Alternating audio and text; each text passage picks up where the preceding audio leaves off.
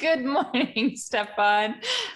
Good morning, Jamie. Here we Well, are again. another unconstrained conversation. How Another. has the week been? I've been on fire.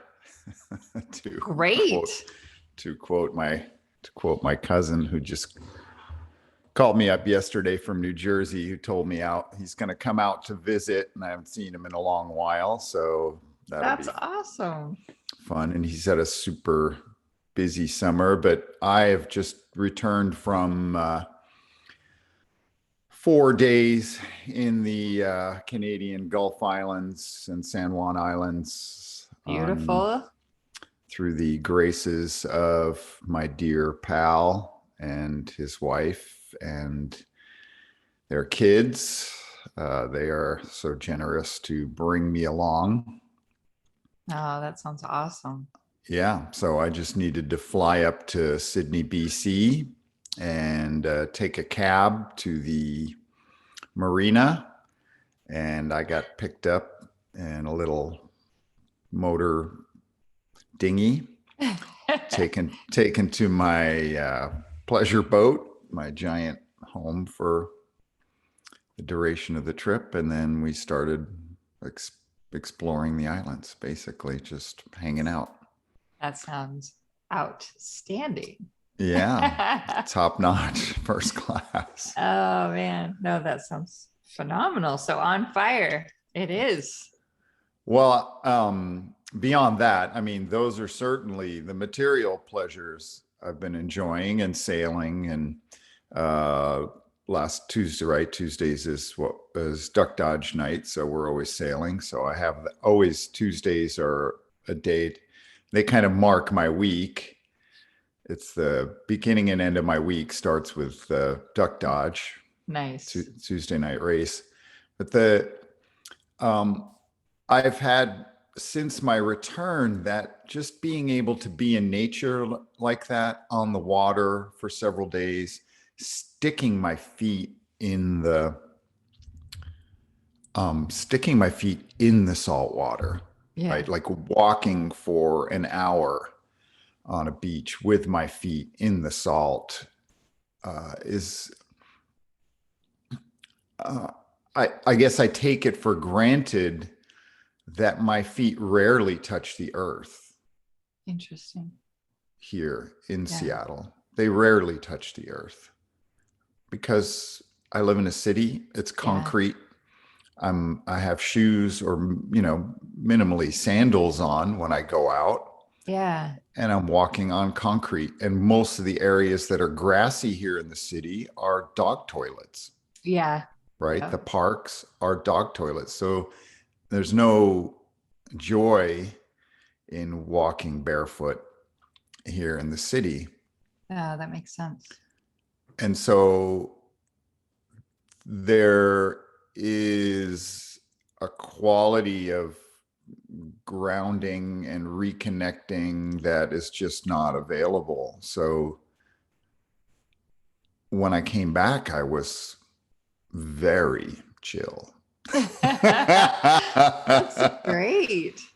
That sounds like really good stuff.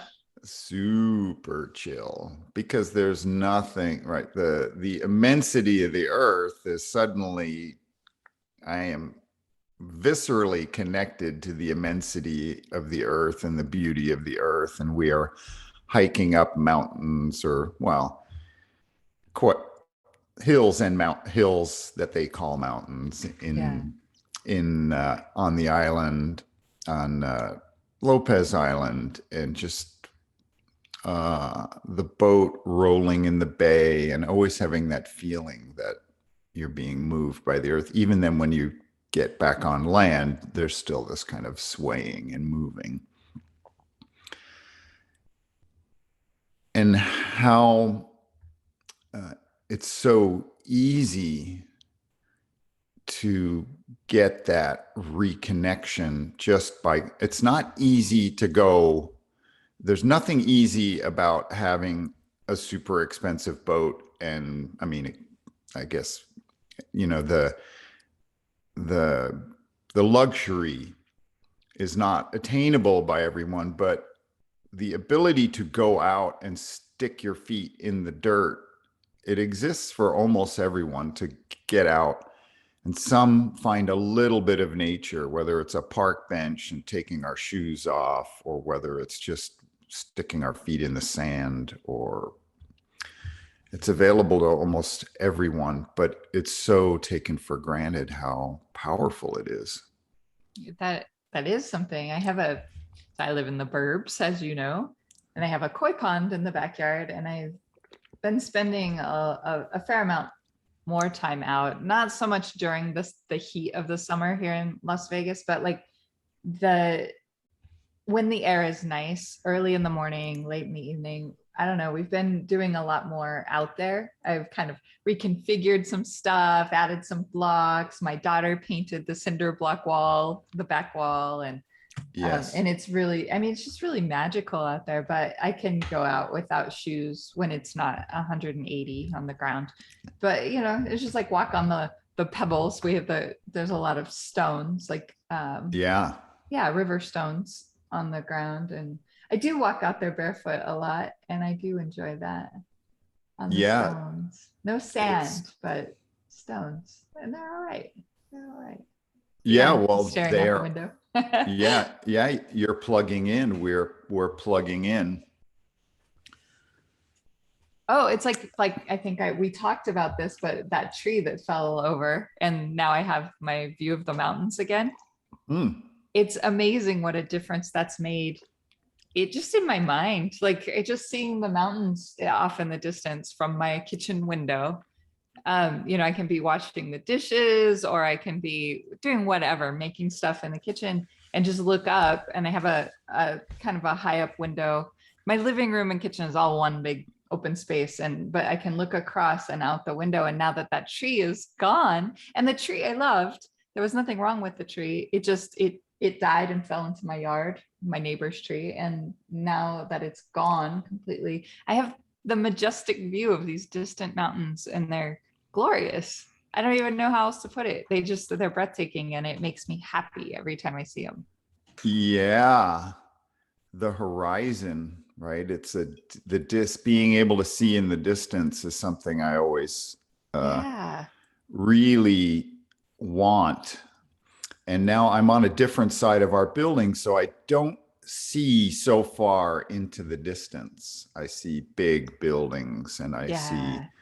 and on the other side, and then even years ago, when I first moved to this building downtown, I had more of a view, even a view to the water. But now there are enough big buildings having been built in this neighborhood in Seattle that for anybody that lives below 10 stories,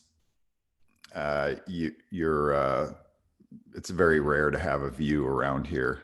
It's all buildings. It's all giant buildings. Oh man. And there's more 50-story buildings coming on every block. Wow. Wow. Yeah. Just gotta Yeah. keep getting higher and higher to see out. Yeah. Or get out of the city. Yeah. Oh, and I don't know, like where we are closer to Mount Charleston and Red Rock and all of that than we are to the Strip here in Las Vegas. And I mean, I don't know, it's a 8-minute drive from our house is a Floyd Lamb State Park, and we've been walking there more. And it's just Oh, yeah. really nice. As long as it's not when the humidity levels are high. We discovered yesterday that mosquitoes have been out because there's Oh, yeah. the open springs and stuff out there.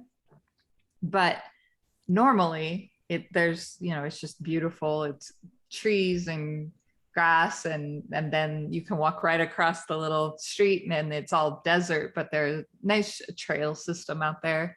And it's really nice. We've been, I don't know, kind of embracing it more. We actually have an orchard not far from here as well. But yeah, it's a really cool. You can go pick fruits and vegetables and stuff if you want. All of that nature, so important, so missing for a lot of people. It And is. the importance of it is lost on politicians, on it's and more, and this is not a road I think we should go down with a Yeah, no, discussion. that's What I that's am fair. grateful for is that I have fairly unfettered access Yeah. to nature. And for me, the when I do have my shoes off here in the city, it's usually when I'm boarding our little sailing dinghy and getting ready to go out and race. That's But super even then, fun. my feet are on fiberglass, right? On a Yeah. fiberglass boat. They're not in the water, Yeah.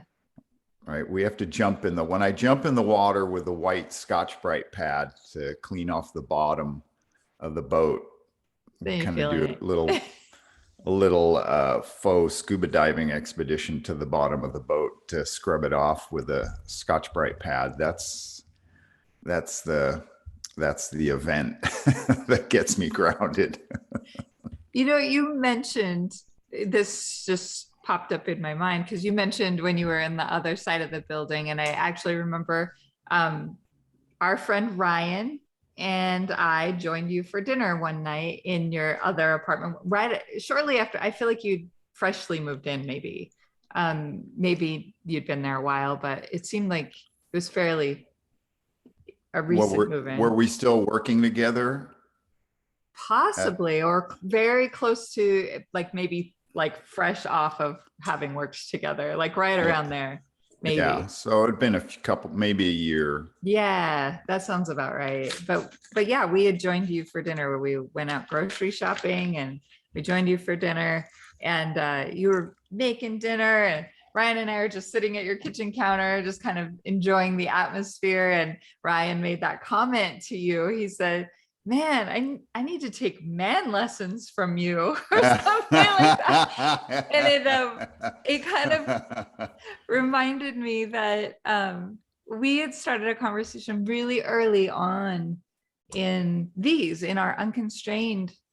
But anyway, that talk about the views and that feeling of seeing out in the distance, that was very present in that apartment. And I remember that, like, from that moment, like there was this whole atmosphere of like friends and dinner and view and just a really bright energy that was, I don't know, like fun and memorable, right? And when Yes. Ryan said that, it made us laugh pretty hard. But and then you mentioned the other fathers. You mentioned other fathers, and we've touched Yes. on it here and there, but I kind of want to circle back to that. I don't know if there's.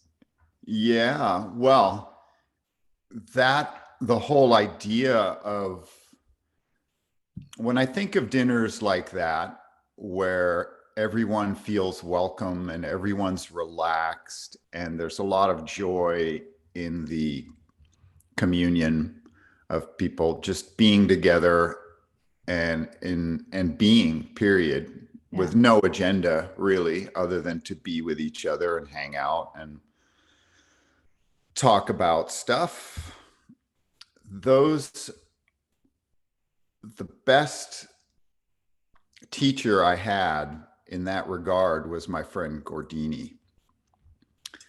And Gordini is someone I met when I had a flash in the pan art gallery in Post Alley in the Pike Place, just below the Pike Place Market, right down just uh, the second storefront down the alley. Wasn't even a storefront. It was just I turned it into a storefront, but it was just a vacant space beneath the brewery. Well, what eventually became a brewery. And it was a gallery that I had no business opening other than I opened it on pure exuberance from knowing a bunch of people. So I was wandering around. I was in the art business all of a sudden. And the only reason I was in the art business was because I thought I have great artist friends and they have cool stuff and I want to sell it. Oh, that's And they great. don't have representation and we're going to do fun stuff. And so, but all that fun stuff costed money and the lease costed money. And it's hard to sell art when you don't have a Rolodex filled with wealthy clientele. Yeah. So you have to be very scrappy about it. And so I was pretty scrappy about it. And I was always wandering around town. And there was a vacant space up on Capitol Hill that was being filled with art. Just this most ridiculous, giant tribal art. And there was a guy in there who looked like a 6 foot 5 inch version of Huck Finn in coveralls and a big straw hat. And he's at that time maybe in his early 70s. And I walk in there and I go, what are you doing? He goes, oh, hi. Hi, I'm just setting up I'm doing a show here and we're going to have I'm looking for some music. I need to have some music. And I go, I know just the people. And so I have a friend, John. He and his brother have a jazz ensemble, and they do all the kind of classic jazz tunes. It's just the coolest kind of thing you could imagine at an art opening. You would want this type of jazz ensemble. I thought, I got the perfect jazz ensemble for you. And so I hooked him up with this jazz ensemble, and that was it. We became friends in whatever, the 20 minutes I was in there. And I had my little gallery. So when he was done, he had these giant stalks from these plants, and he gave those to me after his show was over. And then I hung them in my gallery to decorate my gallery. But he would invite me over. He would invite people over for dinner. And he was the last surviving member. Actually, I'm not doing him justice at all. He was of the greatest generation. He was we'll start maybe way before I met him. He was a World War II commander of a landing craft at Normandy. Oh, wow. He was asked to be a military liaison in Berlin after the war, but he couldn't take his girlfriend with him to Berlin at the time, so he refused that post. He came back to Seattle as a war hero, married someone who was in the Rockefeller family, in the Rockefeller constellation. So he had 2 children, a giant of a man, Stratton, and Shane, his daughter, Shane was maybe 10 years older than me. And then he came out into the gay community, eventually got divorced, raised his kids, and was the head of decorating at Frederick and Nelson. Wow. Which was, the department store here in the Northwest, right? Frederick and Nelson was the equivalent of Macy's, Nordstrom. Yeah. And started creating art.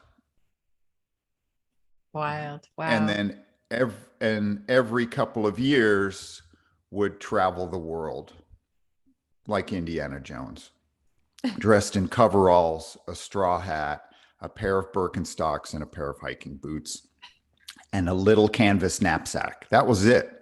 He'd wash his 1 or 2 pieces of clothes in the bathtub or wherever he could.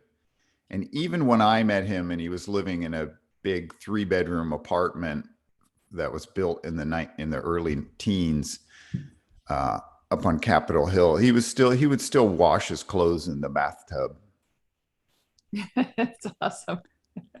But here's this person who lived, I think, one of the most brave lives I can imagine, from commanding a landing craft in Normandy to coming out in the gay community in the late 40s, early 50s in Seattle. And Seattle is just Seattle is just a redneck town. If it weren't for Boeing, Seattle probably would still be just a redneck town, Interesting. right? Interesting. I had no It's just idea a actually. logging, you know, it was built on the logging industry, and basically to take advantages of the people who went up to Alaska during the gold rush. I mean, Seattle was just a rough and tumble pioneer, you know, basically a merchant town taking advantage of pioneers and prospectors. Yeah. So, Wow. so, so here's this amazingly brave human who came out to be himself and pursue his art. And I can't imagine the amazing window displays that Frederick and Nelson must have had in the 50s when he worked there. I wonder if that information exists, like photographs or anything like that exists from that. Maybe. Well, and Really then fascinating. he wrote a book about his life, and uh, on the cover of the book is a photo of him in formal wear, like a top hat, sitting in an inner tube on the Duwamish River with other people in formal wear, like gowns and, you know, silk gloves down their arms, floating in the Duwamish. It was the cover of Life magazine in 1948, and it was Fantastic. Life, and that issue of Life magazine in 1948 or around that time was featuring life in Seattle, and he was on the cover of Life magazine. That's pretty amazing. That is pretty amazing. And his life is one amazing story after another of stumbling onto the Queen of Sweden's Danube River yacht, and just being a stowaway, essentially accidental stowaway, and then years later still receiving Christmas cards from the Queen of Sweden or some royalty. I don't have the exact story anymore, but it's all in his book. Yeah. Wow. And so he would have these dinners. He was had formed when he was younger, maybe our age or younger, when his children were younger, he was part of what was called the Seattle Gourmet Society, where these people would meet and cook dinner once a month. And so all of those people had died. He was the remaining member of the Seattle Gourmet Society. Okay. All And so right. he would just cook these dinners for people. And they were all 5-course dinners. There was a, you know, different, you would bring a nice bottle of wine, but he would have other wines for the different courses. And it was as if you would it was a type of dinner that you might get at the Stork Club in New York City in the 1950s. It's the kind of meal that they might be serving Eisenhower or Kennedy when he was at the Stork Club with the fancy cocktail. And they're classics, or at an old casino, right? Mm. If you can imagine like a 70-year-old waiter bringing you a dish that's been around since the 50s with a certain type of steak or a chop salad Have we or a taken hat. you to our favorite restaurant here in Las Vegas? To Oscars? May, maybe, I don't know. We have that waiter. Yeah. We do. So, Yeah. yeah. So this is that type of meal. It had that feel from another time. It had a level of graciousness Yeah. that doesn't exist anywhere anymore that I have experienced, not out in public. Yeah. And so he had a level of grace to him, kindness, gentility, curiosity. There was no end to his curiosity and ability to talk to people ask them questions, facilitate the conversation, engage people in every aspect of the dinner. And then his home was filled with things that he had collected from around the world. So African art, blankets that he had traded for, tapestries. One room was the white room. The white room was filled with benches and a coffee table and all white books, and then a collection of opium pipes, which were silver and bone and, you know, ivory, and masks and screens and his own art. So it was like a museum of tribal history. Wow. And so there we are eating dinner in the Museum of Tribal History. And also, when we talk about view, this building was built in the early aughts or the early teens in Seattle, overlooking Lake Union, Queen Anne Hill, and downtown, and, you know, obviously later the freeway, but you could see the horizon, you could see the bridges, you could see the traffic. And so there were these amazing contrasts of the modern city, the traffic, the busyness, but also the boats on the lake and the Space Needle. And then we are in a room that is tribal history from the, let's say, things that he collected from the 1940s all the way into modern time. And here he is in his overalls that he washed in the bathtub, preparing us this incredible meal. And in later years, and I always met interesting people at those meals, but in later years, they tripled his rent. And so then he started doing these dinners as a means of making up the shortfall in his rent. And so then we would bring friends, right? We would, you know, this became an event where it's like, well, it's only going to cost us this much, but we're going to have dinner at Gordini's. Yeah. Wow. And so he taught me so many things, so many things.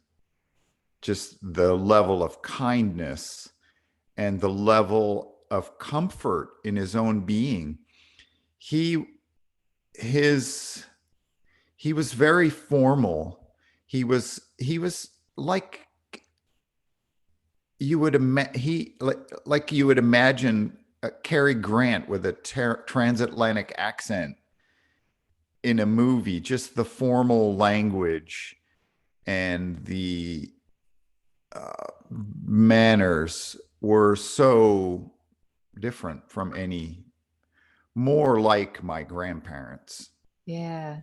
Oh, that's more like my one aunt who was the head of housekeeping at the Waldorf or at one of these major hotels. She had a very formal manner to her that was because she had to work in this at the bottom of the totem pole in an industry with very wealthy, formal people. Yeah. And so Gordini had all that because he had the military training. He was a commander of a landing craft. He was a natural diplomat, obviously. Married into the Rockefeller circle. Yeah, or some very, For a yeah, while. some, yeah. And still was on terms with his, still communicated with his ex-wife. He was everyone maintained their relationship with him because why wouldn't you? Yeah. Right. I mean, you would be dumb to have any kind of beef with someone who was such a gracious and generous human. Oh, that's really beautiful. Yeah. And so he's the one who taught me everything I needed to. I mean, I have other experiences in the restaurant industry where I met people who really treated food and in a very different way. But in terms of being a host and being a man, and regardless of whether he was a gay man or a straight man or anything in between, his humanity was immense. That's that's beautiful. I love that. Yeah. Yeah. Yeah. And so that, and everyone who was in his circle knew that there was something special going on. But for me, at the particular time that I met him in my life, it was a great gift to meet him. And then also to be able to bring people into that, to be able to say, hey, Gordini's having a dinner, let's go. And so my daughter also, when she was very young, got to be in that. And she may not remember the details, Yeah. but she remembers the vibe. Yeah. And that's really the energy of meeting people who are that great, who are that beautiful in their humanity. That is priceless. And to remember it, to remember how cool it felt to be there, because that was his vibe. It was everywhere. He was fully expressed in my eye, or certainly magnitudes more expressed as a human than I was. And I couldn't imagine being gay and then having to come out in the 1950s, let alone imagine being in war and having people landing at Normandy and having people trying to kill you for Yeah. hours and hours on end. And that he was still such a bright, shiny human. So that is one of my other fathers, Gordini. One That's of my amazing. I love I mean, even the name. Gordini. well, his full name. He would introduce him, like after a while, you would know the short story was I am Gordon Summers Brown. My mom was a Montana cowgirl and couldn't cook, so I learned how to cook. Oh, that's great. Wow. And he grew up in Seattle in an area in the U District called University Village, which at the time was Japanese truck farms and rice paddies. Wow. And that entire community was sent away during the war to internment camps. So that neighborhood went from being all Japanese, all rice farms, all truck farms, rice paddies and truck farms, to now it's a mall. It's an open air mall.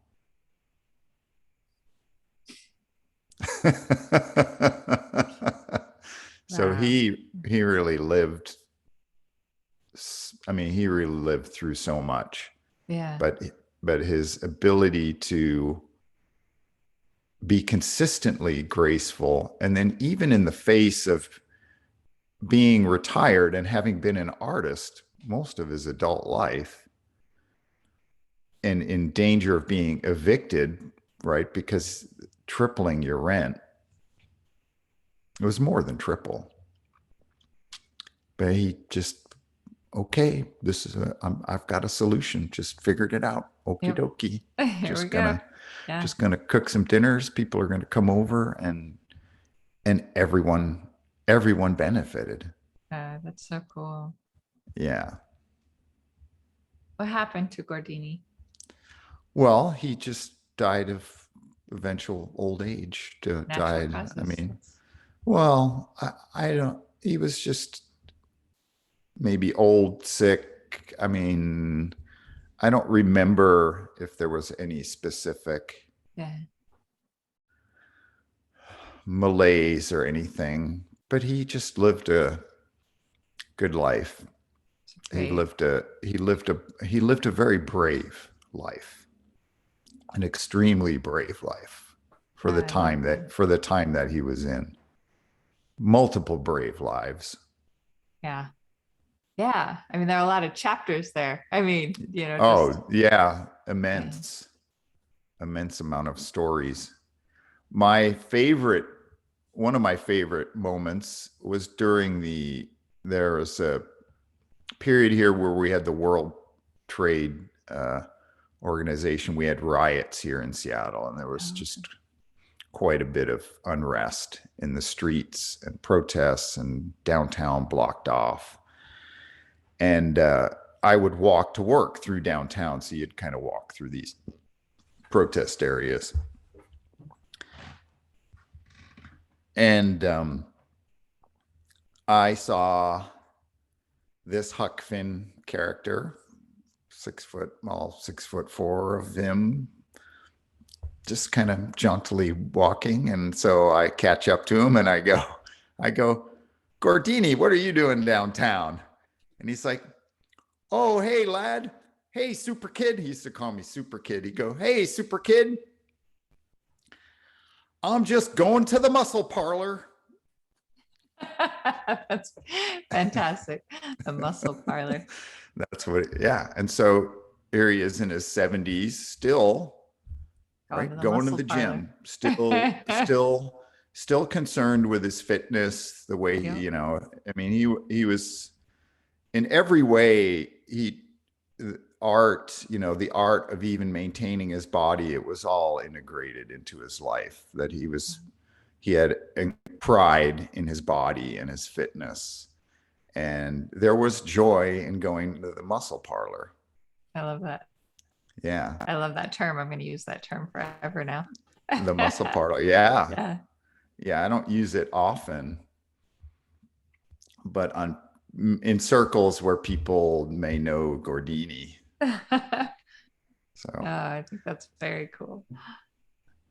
and to bring it full circle is my pals who I was with in the San Juan and Gulf Islands, and their daughter. I don't know if their son was old enough, but he might have been. But we've all together been to dinner at Gordini's, so we understand the quality of that vibe. There is something that bonds us where we understand the importance of this kind of meal, Yeah.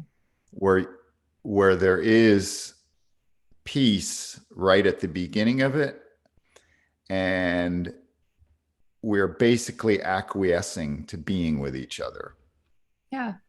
without any agenda whatsoever. And the meal is just a celebration. A meal is just to commemorate that moment. I love that. Mm-hmm. Wow. Yeah.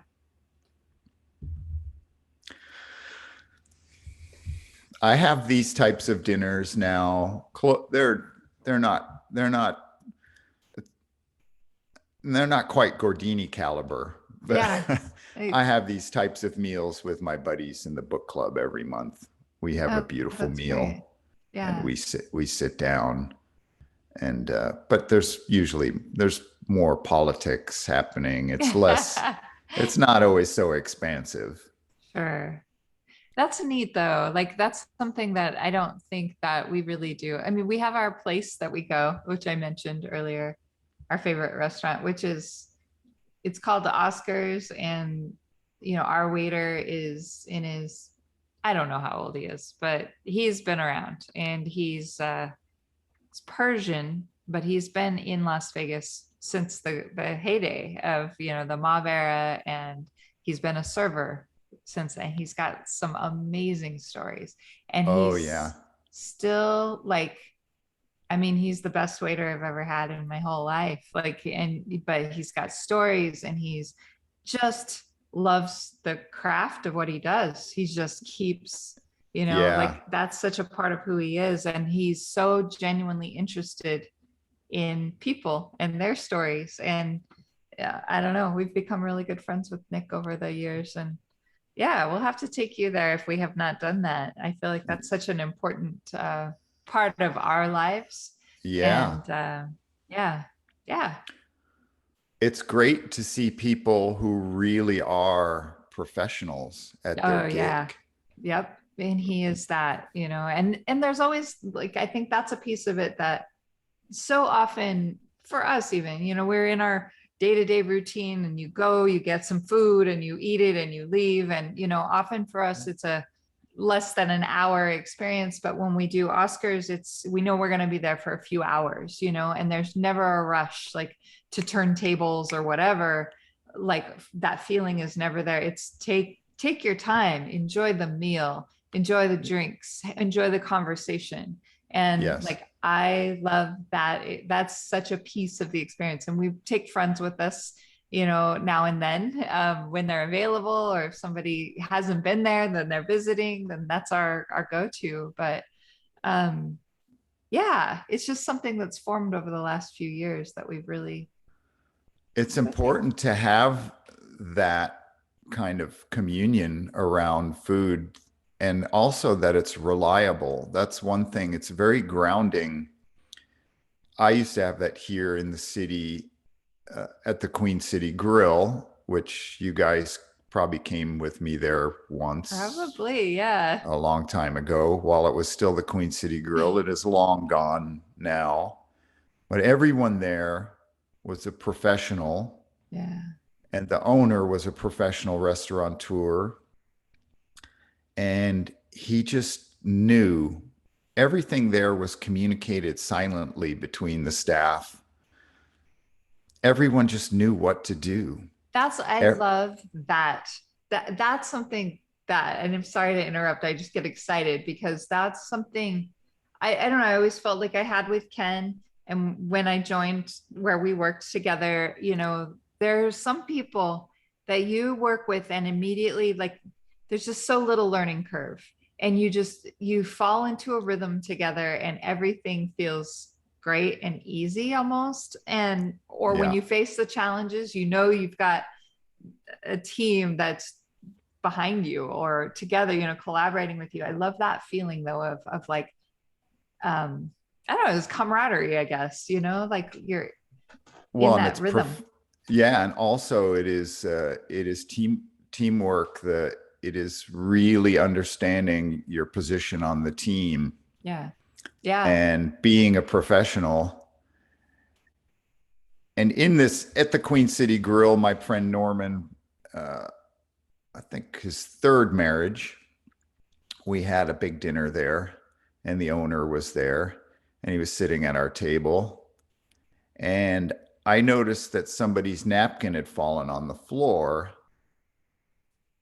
and the owner just looked at one of the waiters, and then immediately the waiter had a new napkin, opened it up, and laid it gently across that person's lap and picked up the one that was on the floor. And nobody really noticed anything. Yeah. It's It just just like, happened they're completely silent.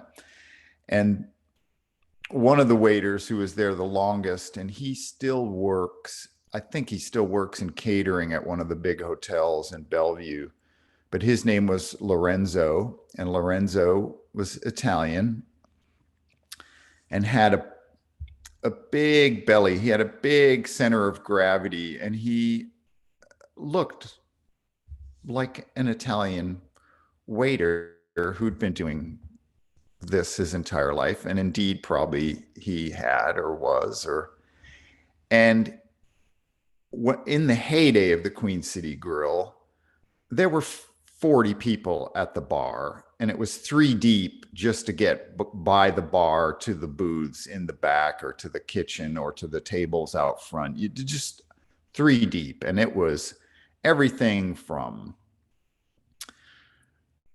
cocaine dealers to captains of industry to the vice president for marketing of Alaska Airlines to grunge bands to Seattle Seahawks to Seattle Supersonics, right? There were sports figures and everything imaginable in there. And people were smoking cigars and drinking whiskey, like dentists were smoking cigar. Female dentists were smoking cigars and drinking whiskey. It was just incredible. And there was Lorenzo, like Jupiter, like he had his own center of gravity, just carrying a platter through the middle of this crowd. And all you can see is really the platter, Yeah, and then moving. maybe the top of his head every once in a while. But never got ruffled, never got flustered, always had a casual suggestion if you wanted a suggestion about what might be good. But for the most part, everyone who went there regularly, they knew exactly what they wanted and they knew exactly what they were going to get. It was always consistent. Wow. Yeah, that's And I really met, awesome. yeah, and I met some of my dearest, one of my dearest friends, certainly there. My friend Brad, who we just would sit at the bar and talk about our children. He was a single dad or half-time, right? Yeah. Half-time, part-time parent of a daughter. His daughter is maybe 10 years older than my daughter, but he was also, that's where I met another one of my other fathers, Brad, who was a Marine aviator who became an editor, an author and an editor of many, many books, from the biography of Jacques Cousteau to the history of the evolution of the oceans and archaeology, and to books about the Titanic, to Oh, that's very and cool. he's still writing. That's awesome. I love that. What a great circle of people. I mean, Yeah, well, we have to be willing to put ourselves out there, right? yeah. We have to be willing to put our good intention out there and not be afraid to be who we are. This is the lesson from Gordini. Whatever fear he had about who he was and how he was going to be treated, I mean, he was lucky in a way because he was a war hero. So he already had a certain level of respect Yeah. built in, but I can't imagine the shock Mhm. of people in the community, you know, and maybe his closest friends already knew, certainly, you Yeah. know, but he still had to go out and be in society in the 50s. Yeah. And even in the 60s, when I was a kid, I don't think we called men that lived together. I never heard the word gay until I was much older. Yeah. Like I worked for a couple of men in the neighborhood. I mowed their lawns and they were partners, and they were fairly wealthy. They had businesses in New York City and they had an amazing property. But I don't know that any people just ignored it. Was don't ask, don't tell. Yeah. But they were obviously gay and they were living together and they were in, they had businesses, and but they were living in the suburbs of New York City, in a Yeah. wealthy suburb of New York City, which we were barely affording, but we happened to live there. And I don't know if barely or not, but my dad was a blue collar guy. He wasn't a white collar guy, which our Yeah. neighborhood was filled with white collar, wealthy New York City business people. Yeah. So our place in that neighborhood, I would say, was maybe a stretch, Oh, that's neat but though. What an yeah, what experience to have gone through for you. yeah. I have a very lucky path. I thought of even just being out this weekend in the Yeah. San Juan Islands, and all I needed to do was show up. Yeah. Yeah. You Right? know, I didn't need to wrangle this trip. I just need to, I just needed to go to Alaska Airlines and, put down a credit card for a short little, 20-minute flight up to Sydney, British Columbia. And that sounds amazing. It sounds like a lot Yeah. of fun. Yes, for certain.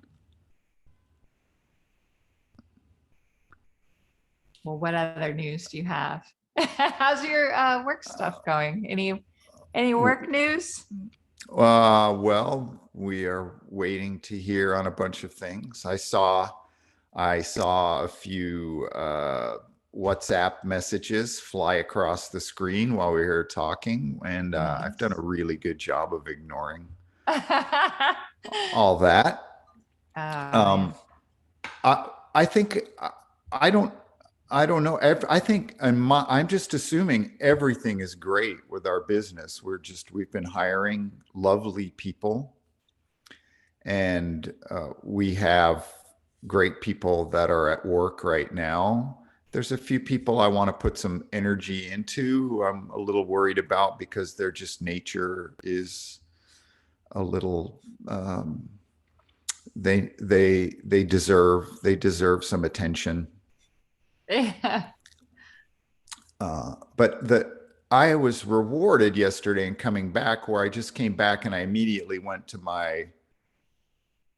We've had terrible things happening here in Seattle too. One of my coffee shop buddies, his son was murdered in an altercation up on Capitol Hill. That You mentioned happened. that one last week. Yeah, Yeah. so he's flown back. He was in Europe. He's flown back from Europe, and then naturally he caught COVID, but tomorrow he'll be out of his quarantine.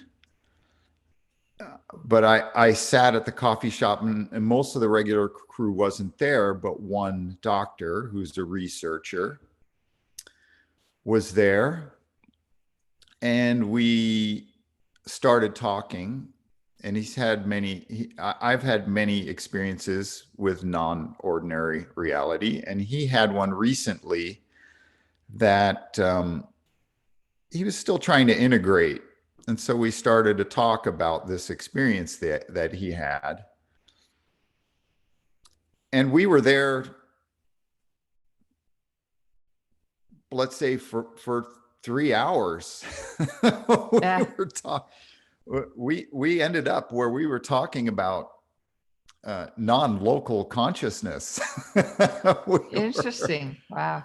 we were talking about those moments where nothing exists but the purest observation. It's hyper real. And it wasn't even necessarily connected to his body. There's no emotion. There is no sense of time.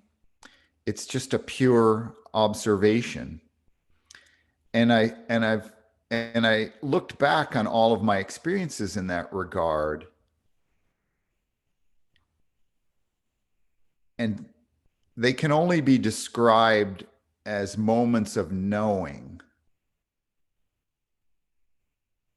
And everyone has had moments like this. It just depends on whether or not our lives are chaotic enough to kind of, people might call it a dream or a daydream, but some of these things are beyond dreams. They are really hyper real. They're moments of knowledge or knowing that have no connection to time or place. They may be precognition, or they may just be a moment where we're like, oh my gosh, everything came together and nothing else in the world existed in that moment. Right? Like the rest of the world disappears. And we have those moments in art, in creating art, in Yeah. sports, right? I mean, Writing. Yeah. in athletic pursuits, an athlete might call it being in the zone. An artist Sure. might call it being in the zone, right? When all of a sudden it's 3 a.m., we've been doing something. It couldn't even be like Photoshop or something. Sure. Yeah. But all of a sudden it's 3 a.m. and the rest of the world did not exist in that time. right? And it's like all of a sudden, boom, oh my gosh, I gotta pee. I Yeah. gotta, I gotta, right? Like, whereas, like, it's 3 a.m. and I have just been in the zone. I love those moments. I do. Right. Yeah. Yeah. And so, and also there's no emotion, right? You're just doing Yeah. what naturally is coming in. And so you can also call that channeling. You can call, there's so many names to put on it. But the fact is that the information, it's just information. It's just something is happening. It's there. And I realized that those moments where time disappears, so it's all material and all temporal attachments disappear. Yeah. And so there's no need for emotion anymore. There's nothing else in the world exists pulling us away, because it's emotion and fear and worry and planning and trying to manage outside of the moment that drags us away from the being. And Yeah. so in these moments where we are in the zone, where there is no longer temporal attachment or material attachment to anything, there is just being and the doing in the moment. That is incredible. That's incredible. And that is pure. I don't, putting words to it is limiting it, but it is, Yeah. you, the words I've seen used to describe it is pure being, pure expression, knowing, ultimate knowing, God consciousness, whatever you want to call it. But it's something where the rest of the world is inconsequential, Yeah. and maybe you're so connected, so into it, that everything that you're doing in that moment is pure. And that's rock climbing, art, athletics. Or whatever conversation. Even I know I've had, Yeah. conversations like that where you start a conversation, you're kind of aware of what time you started, but then you look at the clock. And I had a conversation with the author Richard Bach where we started talking. It was around noon because we just had lunch or whatever, but before we knew it, we look at the clock, it was like 6 p.m. I mean, just it felt like 10 minutes had passed, but we had such an engaged conversation. 6 hours flew by, no idea. And it didn't matter what else was going on. There wasn't, but in kind of in reference to what you were saying there, and we've had these experiences. I think many people, I would like to say most people have probably had an experience like that or two, where time is just, it doesn't exist in this moment that you're doing something. Yes. But like, it'd be interesting to understand if maybe there are people who can bring those moments about, or maybe they just exist in that entirely. Are you ever like, do you think that that's a possibility, to exist in that without ever coming out of it? Well, Is that a dangerous thing? I don't know. I don't know. I don't know that it's. I don't know. I don't know that it's dangerous with the rest. Everyone else stuck in the material temporal world would tell us that there is great danger in not attending to it. But what if everything we need to know is in this place? Right. Everything, the next, right, where we go with the next moment, or what is more important than that? And the other thing that was, so there's so many things to unravel here. I know. And I also wanted to tell you, for those 3 or 4 of you who might listen to this, Maybe following uh, along each week. we we had a conversation about flatworms. Yeah. Yep. And so the person I was talking with today knows the researcher who did the Oh, flatworm research, okay. Wow. which is how we and which and so the flatworm research again, for those who are following along, is where a flatworm can be chopped into three equal pieces, and the middle piece will grow into a flatworm with two heads, even though it has the same genetic matter as a flatworm with one head. And then you can chop the flatworm with the two heads up into 200 pieces, and that will grow into 200 more flatworms with two heads. And so, the question this begs is, if it's not genetics, and what is the organizing principle in the universe that keeps telling the flatworm to grow with two heads? Yeah. And then the other pieces will grow normally with one head, the other thirds. Yeah. The end. Yeah, the ends, The the ends. other ends will grow. And so, what is the organizing principle? And this researcher is tracking these things with energy, but even the energy, the electrical energy, because this conversation about the flatworms that we had went into electrical energy, and the premise that we were talking about was that we are broadcasting all the time, and the electrical energy is part of that broadcast. But still, the electrical energy is just a reflection on the surface of the water. It's just a signature or a signal of some other organizing principle, our consciousness or non-local consciousness or the greater consciousness or the God consciousness or so many things. But here I was talking to someone who has actually spent time talking with this researcher who's done the flatworm researcher. And the important thing, one of the many important things that I noted from this conversation was that the tendency is to want to label all of this right away and define it. Yeah. But he made the point that this is all just information. That's interesting. Right? It's just information. Just take it in. We may not solve it. We may not figure it out. Yeah. But it begs larger questions.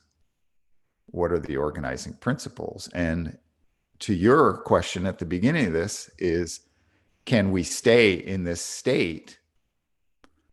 Sure, probably. Right.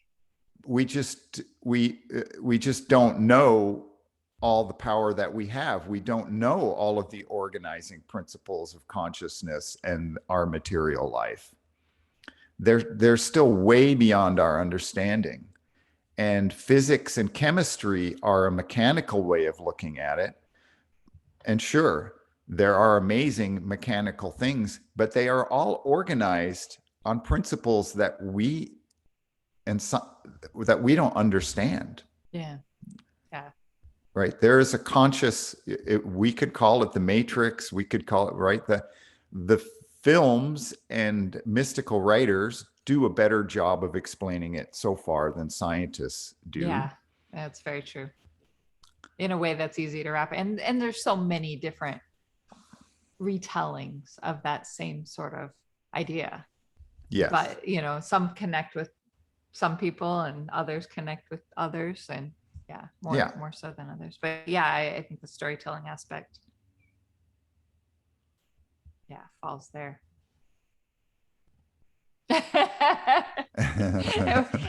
And here we are. It's funny. I find these conversations always leave me with a lot of just like going, I just have a lot to process.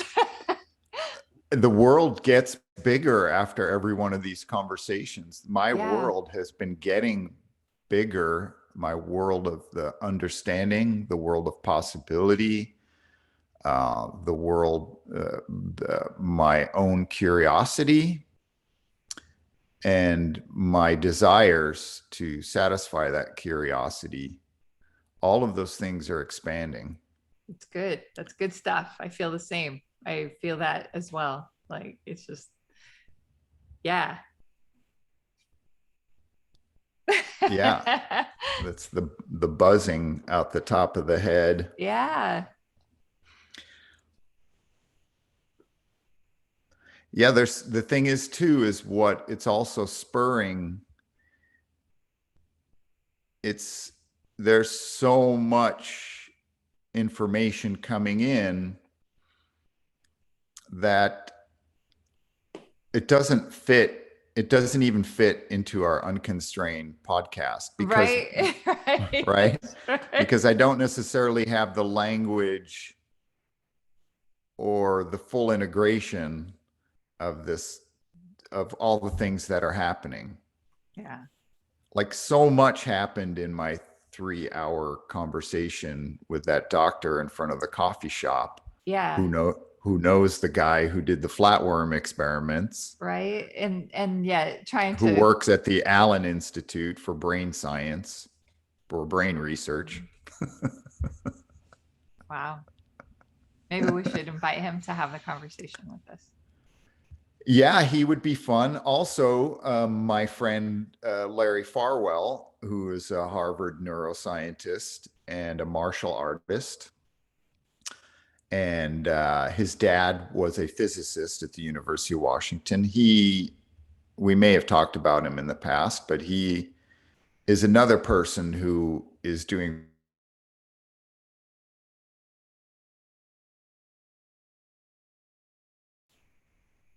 And we may have discussed,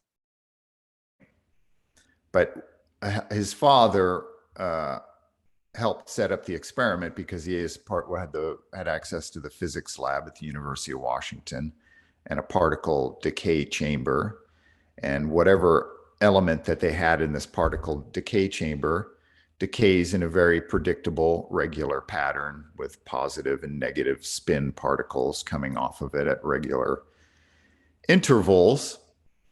And so what Larry did was have a group of highly skilled transcendental meditators at a remote location at an undisclosed time meditate on the particle chamber in an attempt to change the decay Yeah. of the element that was in the particle chamber. And they were reliably able to change the spin of the particles decaying from the element in the particle chamber. Wow. That's bizarre. Wow. Yeah. That's something. Statistically significant, Yeah. that would not be explained in any other way other than these meditators were able to have a remote effect on a atomic particle. Particle though. That's And something. That's so something. Man. yeah, and so he published this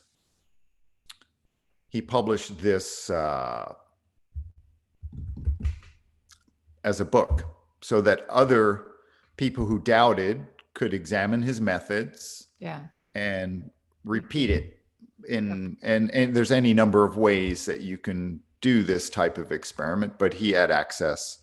His father was like, okay, I'm in, Yeah. let's do this. And so these are two respectable scientists who are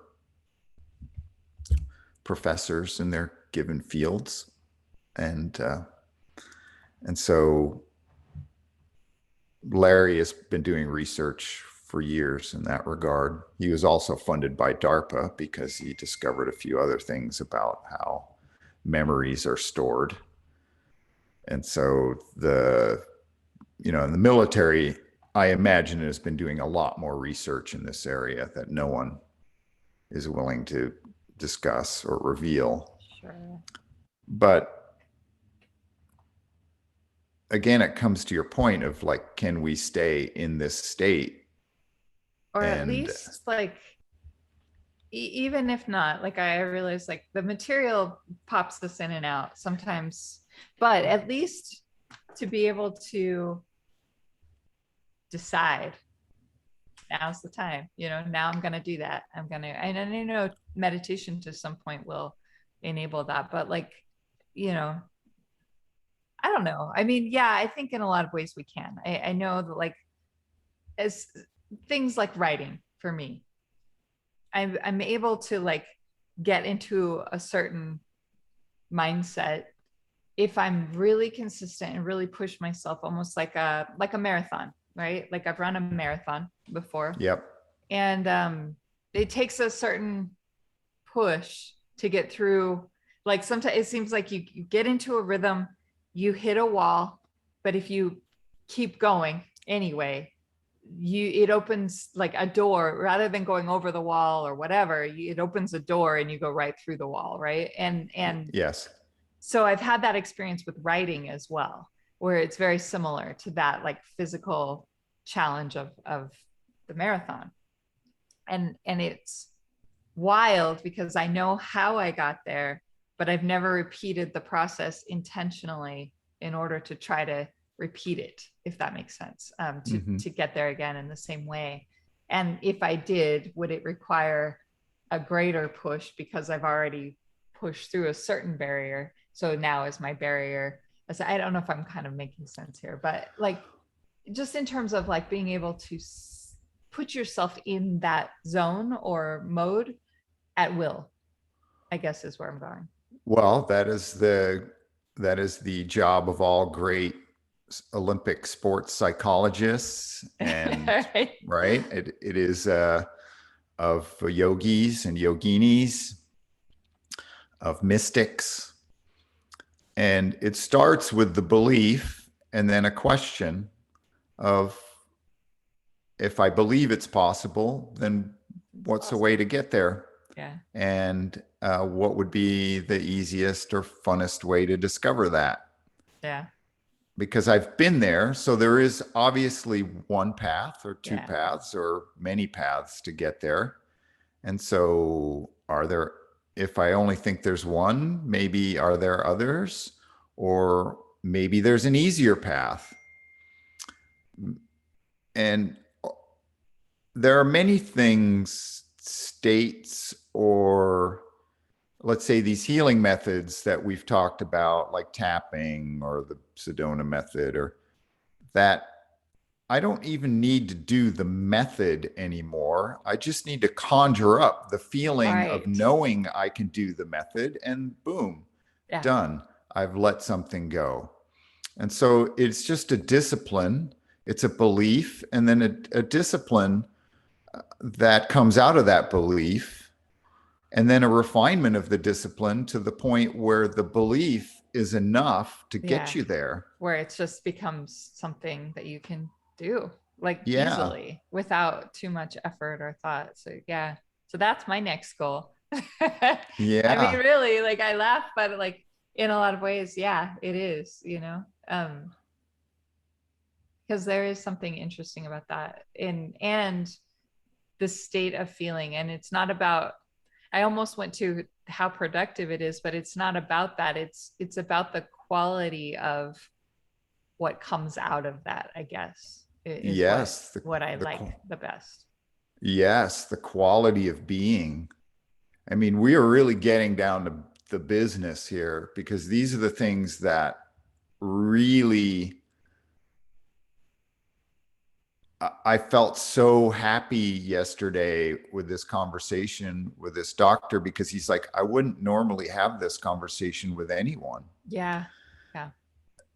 And he revealed many things to me about personally, about himself personally, that were also risky, just purely from a social standpoint, even. Yeah.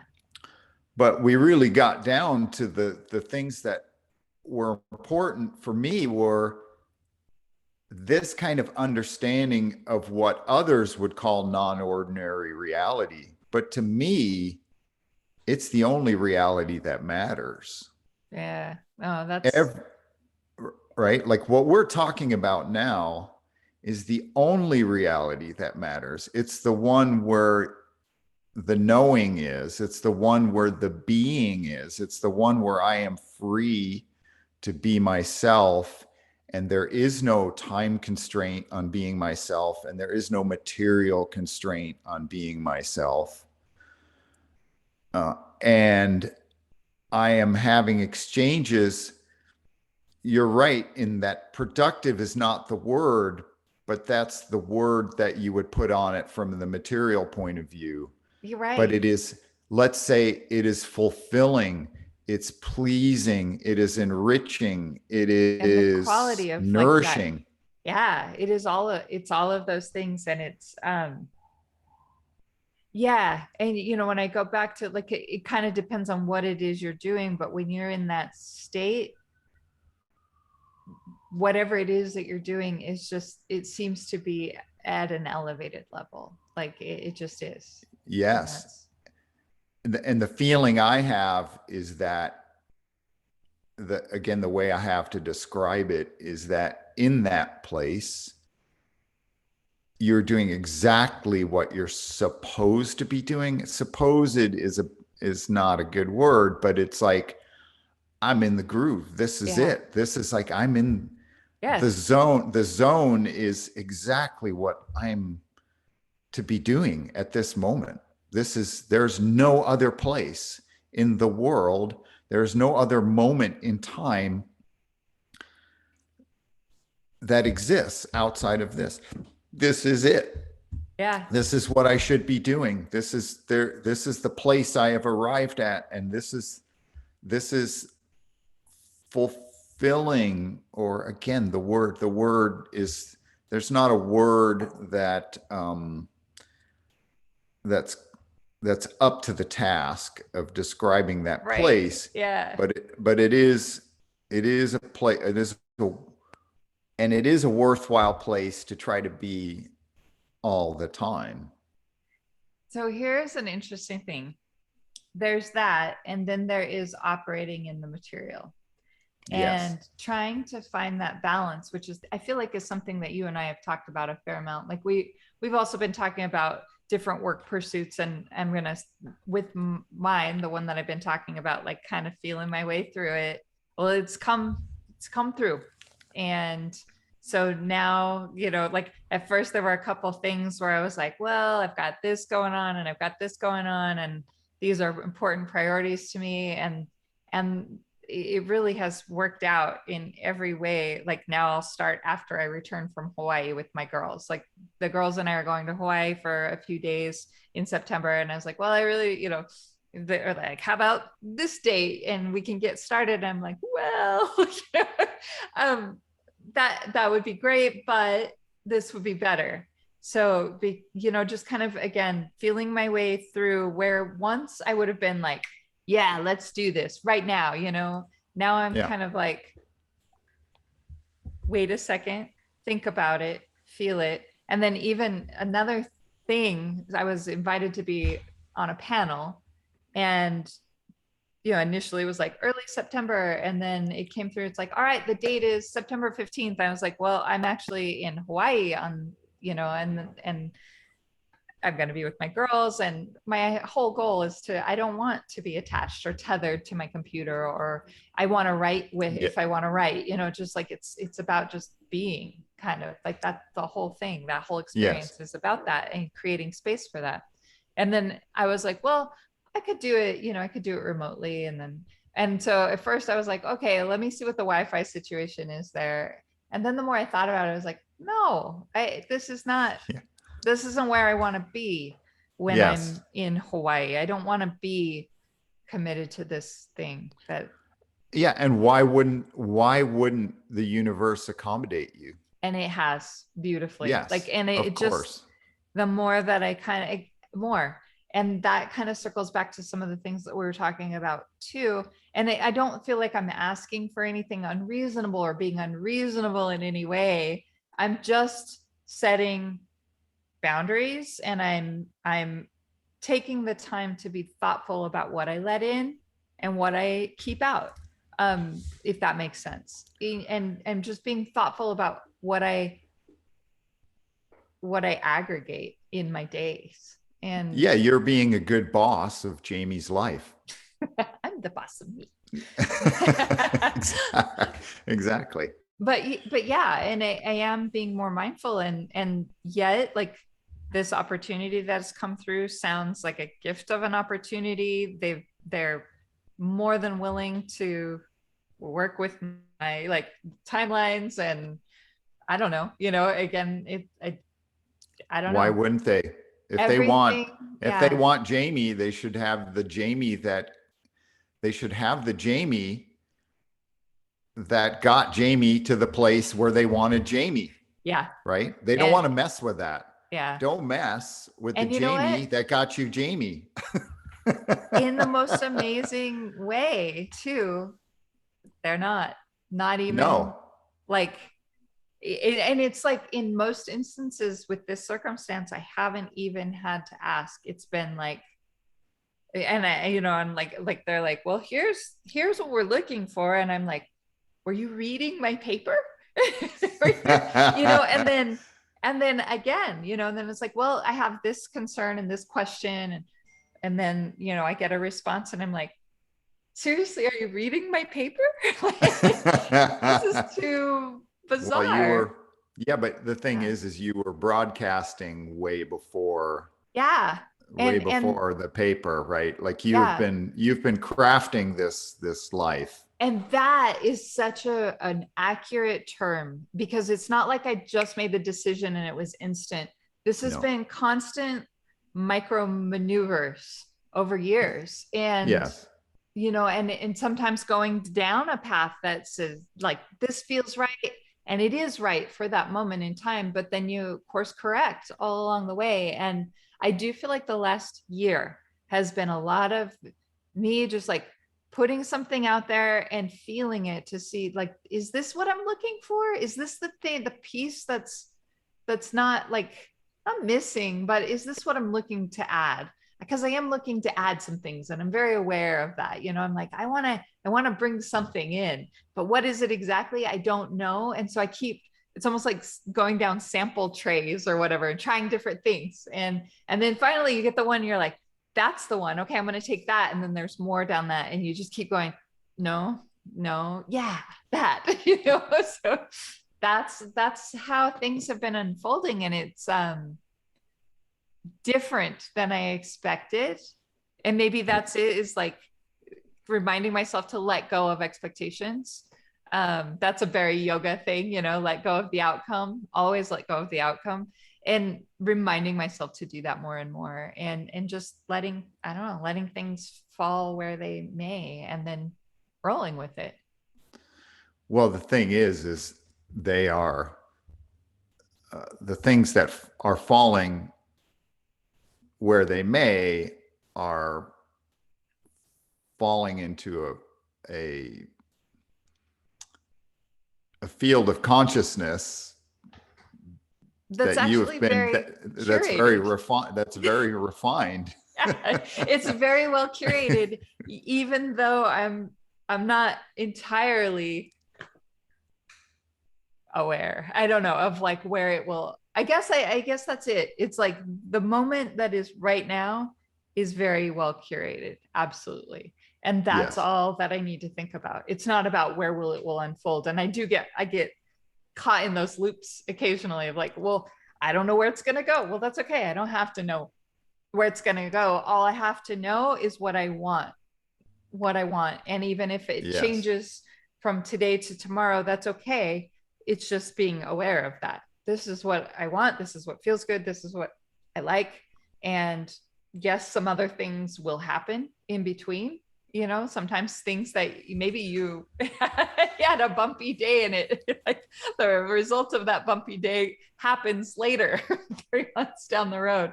But Yeah. and that's okay. But then accepting it, and rolling with it, and moving through it as gracefully as possible. That's where, I don't know, that's where I'm at, and that's where the work is. And it's fun, and it's welcome work, like the most exciting kind of work. So, yeah. Yeah. I don't even look at it as work. It's really letting go. Really, I mean, the work, if I want to Yeah. call it that, Yeah. is continuing to open up. Yeah. It's not about pushing anything away or, I mean, it's certainly letting go. But the thing is the more I open up, the easier it is to let go, Yeah. because there's more things coming in, right? It's like the crow with shiny objects, right? There's like more shiny objects coming in now. There's Yeah. more, the quality of interactions is going up. And that's it too, right? It's that quality source when you keep tasting the samples that are good and you, yeah, I'm gonna put that in my bag so I have it for later, you know?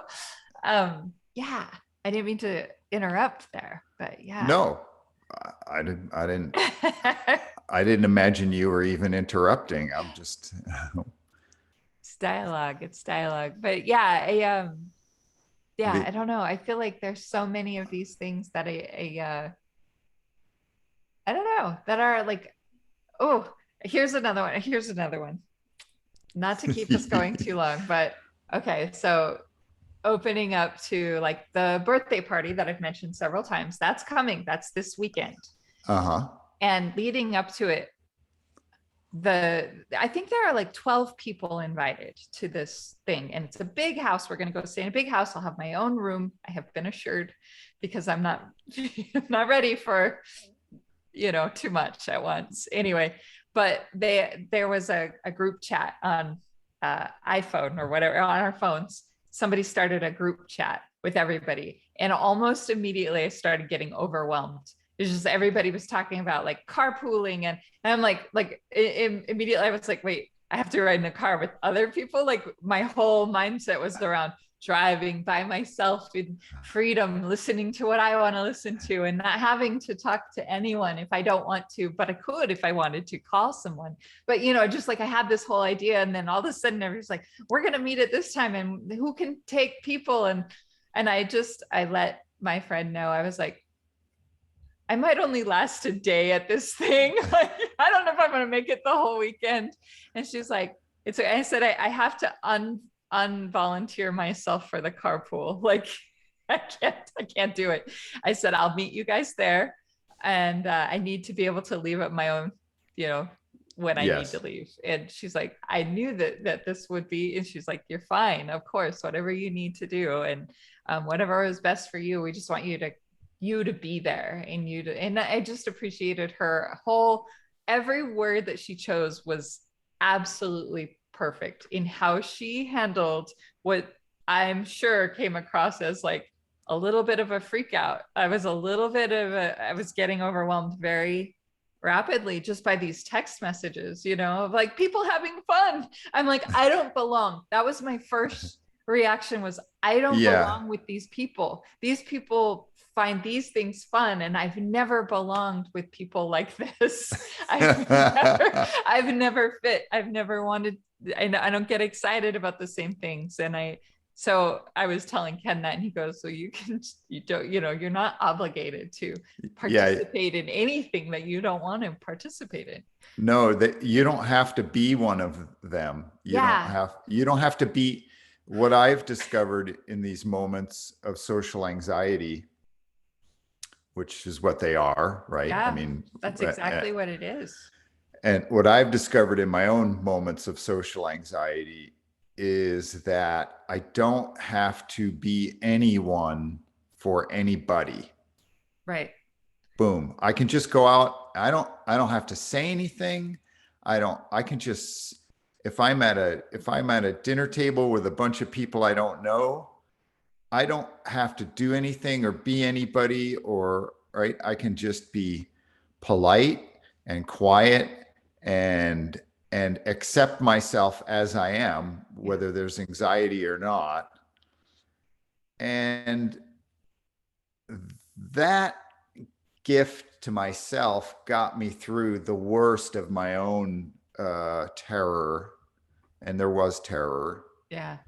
um, and with certain social situations, especially when I was younger, and a young dad Yeah. that I Oh, had in social situations as a parent, that's a whole nother one. social situations were very, because I felt judgment as a single dad, right? I'm sure you've gone through all the Yeah, same, for right? sure. You feel judgment about who you are, my job, my career path in life. And we've talked about like having people giving, I had people without children Yeah. giving me parental advice, Yeah. which is Always. like, what the fuck, dude? Yeah. Of all the people to give advice.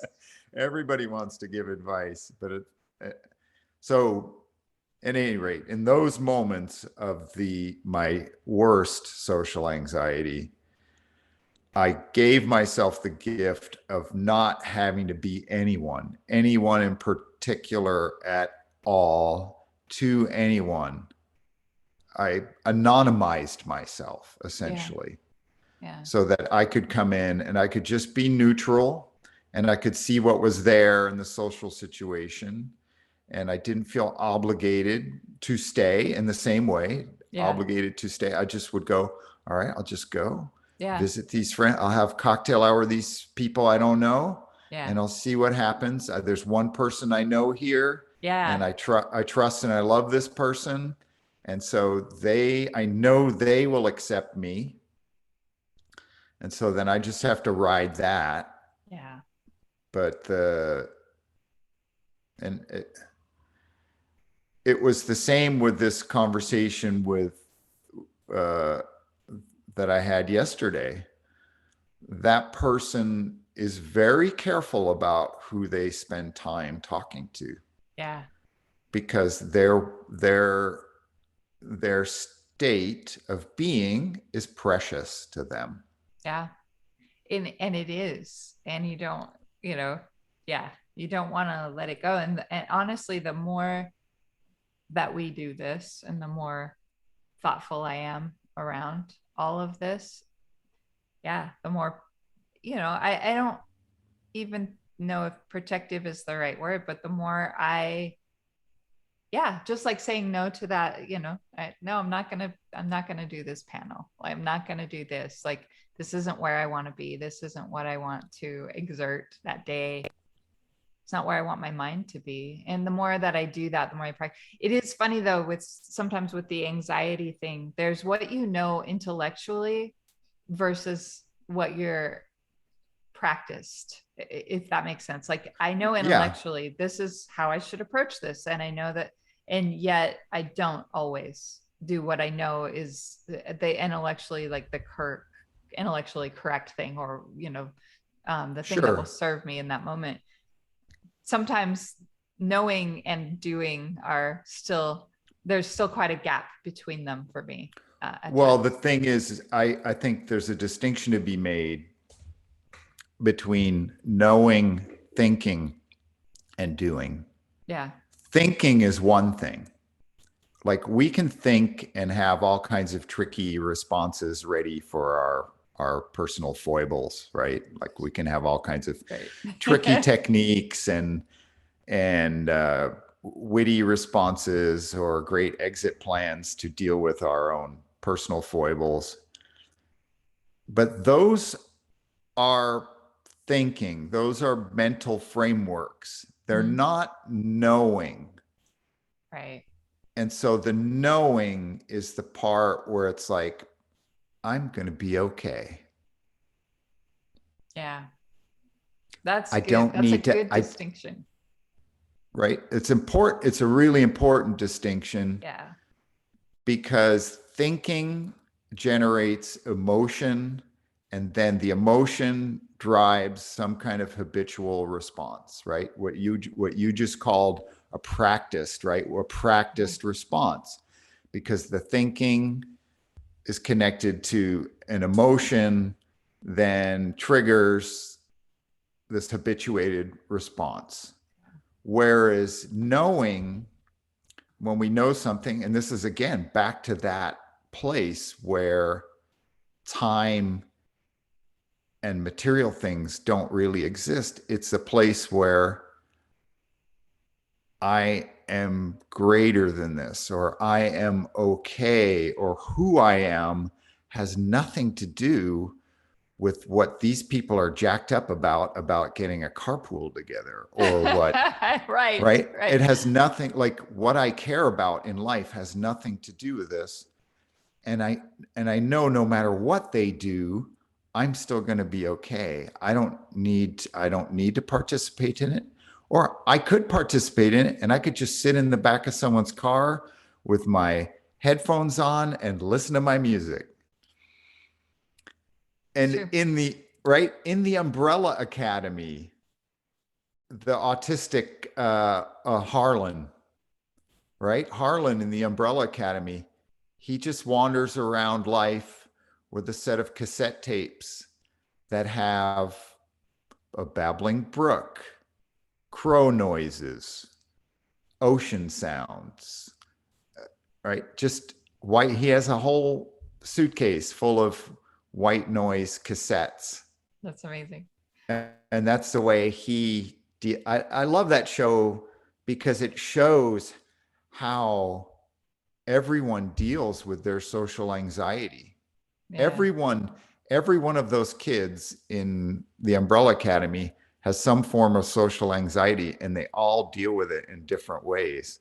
But Harlan, because of his autistic tendencies, he has a whole system that puts him in a place where he can maintain his zone, I guess. Yeah. Oh, that's awesome. But it is the difference between thinking and knowing. And knowing eliminates all material and temporal concerns.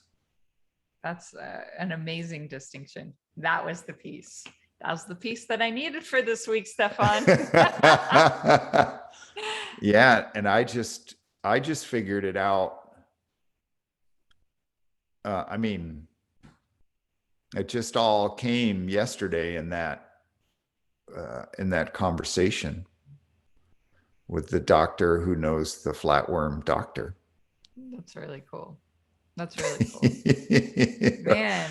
So I would say, Jamie, that we are in the zone. Yeah, definitely. Definitely. And with that, I think one of the other things that tells me that we've probably gone a long time is I definitely need to pee. Me too. Me too. It's time. Material constraints. We have bumped up against the material world. It's true. The thing that interrupts the flow. One flow to another. Wouldn't it be great? We just do the show. We just do the show in diapers. Too much. It's the Unconstrained, brought to you by Depends. Right? Seriously. Go and go and go and go. Yeah. We use podcast strength Depend. Oh my gosh. It's like gamers, like hardcore gamers. Your arcade games, going hours, 16, 20 hours. Holy moly. It's getting serious now. Or professional poker players. Do they do that too? See? I don't know. I don't know. They get up from the table. They step away for a round. Oh man. Well, good sir. Yes. How about here we are for today? We're going to call it for today. Another fantastic Unconstrained podcast. It started a little slow, but as usual, it ramped up to the meat. We got to the meat. We got to the meat course. We did indeed. Dessert in all of that. Yeah. So I wish you a joyous, productive, and entertaining week ahead. And I will look forward to seeing you next Tuesday. You too, Stefan. All of the things you just said right back. Thank you. We'll see you next week. All right, Jamie. Cheers. Cheers.